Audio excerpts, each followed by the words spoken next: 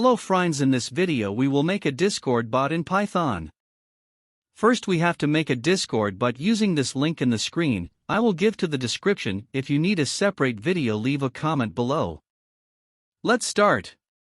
First go to the terminal, then write a pip command in the screen. This will download Dscord.Py for our project. It will take some time, it is depending on your internet speed. I have downloaded it yet, so I didn't need to download it again. Let's import some modules we downloaded using terminal. We have to import Discord, and from Dscord.ext import commands. Make sure the Dscord.ext import must like me if you're a beginner. Don't forget to like the video and subscribe my channel. Now make a variable and name it anything. Then write commands.bot and then write command_prefix, then give any prefix. If you don't know what is prefix, I will tell you in the description. After giving prefix, give some spaces, it will make it clean. After doing this, write @ and the variable you made to give prefix the .event, then write async def on _ready. This function will tell us the bot is online and message I am online in the channel you given the ID.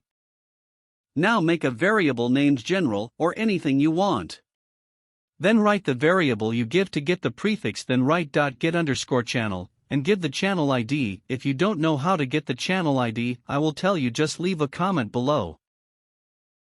I am giving a bot testing servers channel ID. You can give any channel ID you want. Make sure it is in the brackets. And make sure it is int, else it will give you error.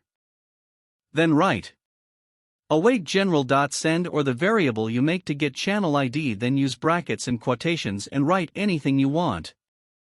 I am writing I am online, you can write anything.